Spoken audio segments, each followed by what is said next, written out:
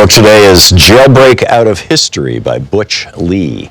This is from the first chapter, Jailbreak Out of History, Harriet. Focus on Amazons, about why we deal with real women as myths, girls who never really existed. Yet and again, all are around us, and that we can't bring ourselves to see. Because seeing through white men's eyes is about non-vision of ourselves. So let's deal with a real Amazon. Think about Harriet Tubman. Take 6 months. In fact, take a year and think. Break it on down. What does it mean to be the most famous new African woman in U.S. history? What does it mean to be stuck in that lie? What's the meaning of being famous while being hidden and disfigured and dissed? Let's jailbreak Harriet Tubman out of white history and place her in Amazon and new African her story, her people's story.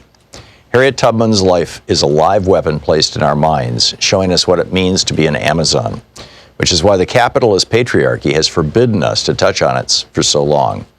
In this, maybe for the first time, we can see Amazons as a future force in a clash of peoples and nations, not as myths, but as players in the whole difficult course of world politics. We can also appreciate the bittersweet tang of reality as the peeling away of layers of propaganda and disfigurement which have hidden Harriet from us exposes how much we assume and how little we have known. New African women have already pointed out the significant pattern of Harriet's exclusion.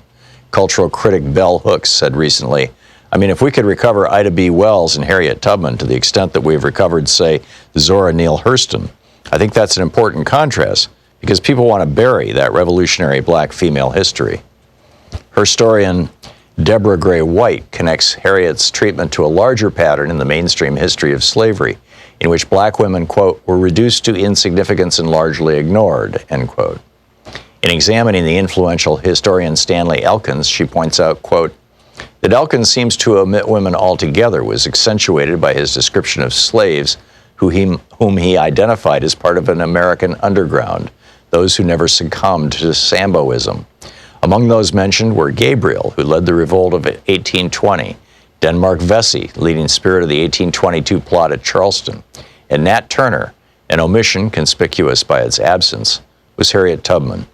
If Elkins had really been thinking of slaves of both sexes, he would hardly have forgotten this woman, who became widely known as the Moses of her people, end of quote. Patriarchal capitalisms, which only want Amazons to be exotic myths about forgotten ages, have hidden Harriet Tubman in her own fame. They both trivialize and exceptionalize her. These are tools of oppressor culture. The stripped down and censored version of her life is told in elementary schools all over the U.S. empire. So much so that everyone thinks they know her story already, although they don't. Harriet Tubman was born in slavery in Maryland around 1820. She escaped to the North when she was 29, but kept returning secretly to the South again and again to help other slaves escape. For this, she became known as Moses. True statements. But by limiting her, it becomes clever propaganda against her and against her people. Where patriarchy has been unable to deny that women do significant things, it denies the full meaning of what we do by trivializing them. Mary Daly, feminist philosopher, traces the enormity of what patriarchy has done to us. In ancient Greece, the goddess Hecate, also known as Artemis and Diana, was sometimes known as Trivia and represented by a three-faced statue. That was also the name used for the intersection of three paths, which in many old cultures were the sites of mystical power. She writes in Gynecology, quote, in light of the cosmic significance of the term trivia as the crossing of the three roads and of the goddess who bears this name, contemporary meaning of the term in English should be examined. The English term, which according to Merriam-Webster is derived from the Latin trivium or crossroads, is defined as common, ordinary, commonplace, of little worth or importance, insignificant, flimsy, minor, or slight. Of course, according to patriarchal values, that which is commonplace is of little worth. For in a competitive hierarchical society, scarcity is intrinsic to worth. Thus, gold is more important than fresh air, and consequently, we are forced to live in a world in which gold is easier to find than pure air. End quote. So to trivialize Harriet Tubman, the capitalist patriarchy pictures her as an idealized woman by their definition, who makes a life of helping others. Thus, her deeds are squeezed into women's assigned maternal role as nurturer, helper, and rescuer of men, who then go on to do important things. But Harriet wasn't repping Mother Teresa.